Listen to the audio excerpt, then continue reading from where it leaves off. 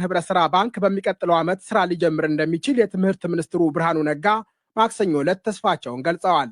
ብርሃኑ ጉዳዩን ያነሱት የትምህርት ሚኒስቴርን የ2017 የ9 ወራት የእቅድ አፈጻጸም በህዝብ ተወካዮች ምክር ቤት ባቀረቡበት ወቅት ነው። ፕሮፌሰር ብርሃኑ ስለ መምህራን ደሞዝና ጥቅማ ጥቅም ጉዳይ ተጠይቀው ሲመልሱ መስሪያ ቤታቸው በተናጠል የደሞዝ ማሻሻያ ማድረግ እንደማይችል ተናግረዋል። ኢትዮጵያ ለመምህራን የምትከፍለው ደሞዝ በምንም መስፈርት በቂ እንዳልሆነ ያመኑት ብርሃኑ የተቸገሩ አስተማሪዎችን ለመርዳት የመምህራን የህብረት ሥራ ባንክ ማቋቋም እንደ አማራጭ መወሰዱን ገልጸዋል። መንግስት ለአስተማሪዎች ለቤት መስሪያ የሚሆን መሬት ቢያቀርብ የሚቋቋመው ባንክ በአነስተኛ ወለድ ብድር የሚሰጥ ይሆናል። ፕሮፌሰር ብርሃኑ የጠቀሱት ባንክ ዝቅተኛ ደሞዝ ለሚከፈላቸውና የኑሮ ውድነት ለሚፈታተናቸው የኢትዮጵያ መምህራን ምን ያክል መፍትሄ ያመጣል የሚለው ጉዳይ ግን አነጋጋሪ ይመስላል። ከድር መሐመድ የባንክ ሱስ የለብንም የደሞዝ ማነስ እንጂ ሲሉ አቋማቸውን ገልጸዋል። ሄኖክ ጉቡላ የመምህራን ባንክ ጥሩ ነው ይበሉ እንጂ ባንኩን ለማቋቋም የሚያስፈልገው ገንዘብ ምንጩ ከየት ነው? ከተቋቋመ በኋላ የሰው ኃይል ማሟላት፣ በየከተሞች ማዳረስ እንዴት ይቻላል? የሚሉ ጥያቄዎች አሏቸው። ለመተግበር ትንሽ አስቸጋሪ ይመስለኛል ያሉት ሄኖክ እንደዚህ አይነት ነገር ውስጥ ከመግባት ለምን ንግድ ባንክ ጋር አትደራደሩም? ንግድ ባንክ በአነስተኛ ወለድ ለምን ለመምህራን ብቻ ማቅረብ የሚችልበት ሁኔታ አትፈጥሩም? ሲሉ ጠይቀዋል። በባንክ አካውንቱ 100 ብር የሌለውን ምስኪን አስተማሪ ስለ ባንክና ፋይናንስ የሚያስተምርበት እርባና ቢስ ጩኸትና ድካም ሊቆም ይገባል የሚሉት ጸደቀ አባይ የመምህራን ባንክ የተባለው ነገር ከአጀንዳም ሆነ ከፕሮፓጋንዳ ተለይቶ ሊታይ ይገባል የሚል አቋም አላቸው። ጸደቀ ይህንን ለማድረግ የመምህራን ባንክ ማደራጀትና ማቋቋም የሀገር ወዳድ መንግስትና ህዝብ ኃላፊነት ነው። ሀገር የሚፈርሰው እውቀትና እውነትን የሚጠላ ስርዓትና ትውልድ ሲፈጠርና ሲበዛ ነው ብለዋል። ኤፍሬም ፕሮፌሰር ብርሃኑ ነጋ ባሉበት በሚል ያሰፈሩ መልእክት ግን በእቅዱ እምነት እንደሌላቸው የሚጠቁም ነው። ፕሮፌሰር ባንክ መክፈት ከፈለጉ ከባለ ሀብቶች ጋር ተደራጅተው ለምን አይከፍቱም ሲሉ የጠየቁት ኤፍሬም በየመድረኩ የመምህራን ባንክ ልከፍት ነው እያሉ የዳቦ ጥያቄያችን ላይ ለምን ያላግጣሉ? የእርስዎ ባንክ የእኛን ወቅታዊና አንገብጋቢ ጥያቄ ይመልሳል እንዴ እያሉ ይጠይቃሉ። በቂ ክፍያ ነው ጥያቄያችን። በቂ ክፍያ ሲኖረን ነው መቆጠብ መበደርም ሆነ አክሲዮን መግዛት የምንችለው የሚሉት ኤፍሬም ደሞዙ ለዳቦ ላልበቃው መምህር በስሙ ባንክ መክፈት ምን ማለት ነው እያሉ ተቃርኖውን ገልጸዋል። ደሞዛቸው 10 ሺህ ብር መሆኑን የጠቀሱት ኤፍሬም በአዲስ አበባ ከቤተሰባቸው ጋር ሲኖሩ ለቤት ኪራይ 8 ሺህ ብር እንደሚከፍሉ ገልጸዋል። ከቤተሰብና ከዘመድ ሳልደጎም የምኖርበትን ጥበብ ይንገሩኝ የሚል ጥያቄ ለትምህርት ሚኒስትሩ ብርሃኑ ነጋ አቅርበው በመበደርና በመለመን ተሰልችቻለሁ፣ ሰዎች እየሸሹኝ ነው ሲሉ የገቡበትን አጣብቂኝ በግል የፌስቡክ ገጻቸው አስፍረዋል። ተስፉ ቶጋ መምህራን ማስተማር አቁመው ወደ ባንክ ገብተው ስራ በመጀመር ህይወታቸውን እንዲቀይሩ ነው አይደል? በጣም ጥሩ ሐሳብ ነው የሚል አስተያየት ሰጥተዋል። ተስፉ በኃይል እየተሳለቁ ይመስላል። የኢትዮጵያ መምህራን በደሞዝ ማነስ ወይም በኑሮ ውድነት ብቻ ሳይሆን በሀገሪቱ በበረታው ግጭትና ጦርነትም ሰለባ ናቸው። በትግራይ ክልል የሚገኙ መምህራን ለምሳሌ የ2014 እና የ2015 ደሞዛቸው እንዲከፈላቸው ሲሟገቱ ቆይተዋል። የትግራይ ክልል የመምህራን ማህበር በኢትዮጵያ ፌዴራል መንግስትና የትግራይ ጊዜያዊ አስተዳደር ላይ በትግራይ ከፍተኛ ፍርድ ቤት የከፈተው ክስ በተያዘው ሳምንት መቋጫ አግኝቷል።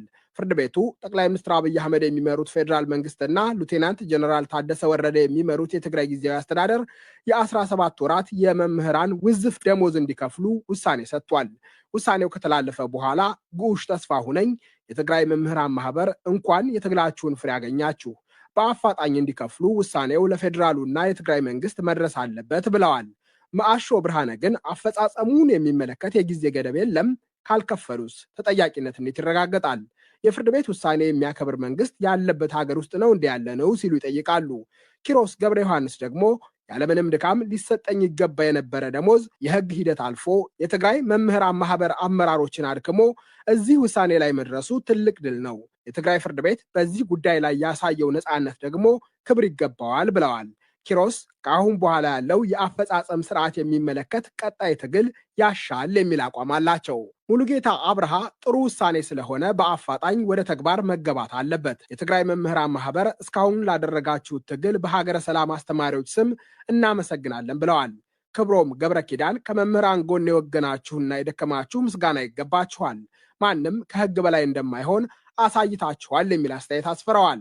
የፍርድ ቤቱ ውሳኔ በጣም ትልቅ ብስራት ነው የሚሉት ገብረ ኪዳን ወልደ ገሪማ የትግራይ መምህራን ማህበርን አመስግነዋል። የቀሩ ስራዎች ደግሞ ወደ ተግባር ተሸጋግረው በአፋጣኝ መምህራን ደሞዛቸው ሊከፈላቸው ጫና መፍጠር፣ አስተማሪዎች ካሳ ሊከፈሉ ይገባል። ምክንያቱም የገንዘብ ዋጋ ከ3 እና 4 ዓመታት በፊትና አሁን የተለየ ነው። አዲስ አበባን ጨምሮ በተለያዩ ከተሞች ተግባራዊ እያደረገ ለሚገኘው የኮሪደር ልማት ፕሮጀክት ሰዎችን በግዳጅ ማፈናቀል በአፋጣኝ እንዲያቆም አምነስቲ ኢንተርናሽናል ጠይቋል። የሰብአዊ መብቶች ተሟጋቹ ለፕሮጀክቱ ሲባል በግዳጅ የተፈናቀሉ ሰዎች ውጤታማ መፍትሄ እስኪያገኙ የኮሪደር ልማት ሊቆም እንደሚገባ የጠየቀው ሚያዝያ 6 2017 ነው። አምነስቲ ጥያቄውን ያቀረበው የኮሪደር ልማት በመጋቢት 2016 በተጀመረባት አዲስ አበባ በተለይ በሁለት ክፍለ ከተሞች ምርመራ ካካሄደ በኋላ ነው። የሰብአዊ መብቶች ተሟጋቹ ባደረገው ምርመራ በቦሌና ለሚኩራ ክፍለ ከተሞች ቢያንስ 872 ሰዎች በህዳር 2017 ብቻ ለኮሪደር ልማት በአዲስ አበባ ከተማ አስተዳደር በግዳጅ መፈናቀላቸውን አስታውቋል። በግዳጅ ከተፈናቀሉት መካከል 254 ሰዎች የ47 የቤት ባለቤት የነበሩ የቤተሰብ አባላት ናቸው። ሌሎቹ 618 ሰዎች ተከራዮች መሆናቸውን አምነስቲ ኢንተርናሽናል በጥናቱ ይፋ አድርጓል። ከተፈናቃዮቹ ውስጥ 114 ህጻናትና 13 አረጋውያን ይገኙበታል። በሁለቱ ክፍለ ከተሞች በህዳር ወር በግዳጅ የተፈናቀሉ ሰዎችን አጠቃላይ ቁጥር ማወቅ እንዳልቻለ የገለጸው አምነስቲ በጥናቱ ከተገለጸው በላይ እጅግ የላቀ ሊሆን እንደሚችል እምነቱን ገልጿል። ሰኢድ ባህሩ የሚሰሙ ፍጡራን ባይሆኑም የሚሰሩትን በደል አምነስቲ ማስተዋሉና ዶይቼ ቬለ ለጉዳዩ ትኩረት መስጠቱ ለአምባገነኖቹ ሰላም ቢነሳም ለተጎጂዎች ግን ድምፅ ይሆናል ሲሉ ጽፈዋል። አቤል ቦጋለ መንግስት ለህዝብ ግድ ከሌለው ቆይቷል። አሁን በመንግስት እየተበደለ ያለ የኢትዮጵያ ህዝብ ነው ብለዋል። ከድር ተለዋጭ መንገድ እንዲሁም ኮሪደር እያሉ ደሴ ላይ እያስለቀሱን ነው ብለዋል። ማሜ የተባሉ የፌስቡክ ተጠቃሚ ኮሪደሩ ቀርቶብን ለወጣቱ የስራ ዕድልና አንጻራዊ ሰላም ብቻ ነው የምንፈልገው፣ ስንቱ መሰላችሁ ቤቱ ተበትኖ ግራ የገባው የሚል አስተያየት አስፍረዋል። ዮዳሄ እረ መጀመሪያ ዳቦ የሚያመነጭ ነገር ይገንባ፣ ብልጭልጩ ለበለጸጉና መሰረታዊ ፍላጎታቸውን ላሟሉት ነው፣ እኛም እንደርስበታለን ሲሉ መሆን ይገባዋል ያሉትን አስፍረዋል።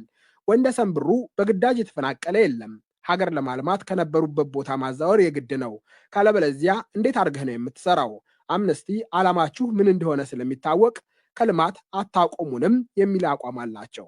ወንጌል ሚልኪያስ ይህ መሰረተ ልማት እኮ የኢትዮጵያ ሕዝብ ፈልጎና አምኖበት እየሰራ ያለው ስራ ነው፣ ደግሞም ከጉዳቱ ጥቅሙ ይበልጣል ሲሉ ጽፈዋል። ሐሚድ ሰኢድ ደግሞ ልማት አቁሙ የሚል ድርጅት በአሁኑ ሰዓት መኖሩ ይገርማል። ለሚፈናቀሉት ቦታና ቤት መስሪያ ገንዘብ መንግስት መስጠት አለበት እንጂ ልማት አይቆምም።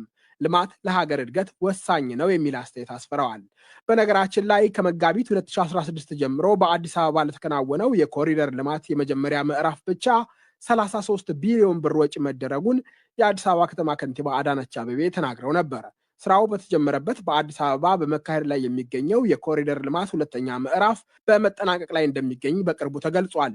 የኮሪደር ልማት በአሁኑ ወቅት በአዲስ አበባና ሌሎች 65 ከተሞች ተግባራዊ እየሆነ እንደሚገኝ የጠቅላይ ሚኒስትር አብይ አህመድ ካቢኔ የመንግስትን የ9 ወራት የስራ ክንውን በገመገመበት ስብሰባ ላይ የፕላንና ልማት ሚኒስትር ፍጹም አሰፋ ተናግረዋል።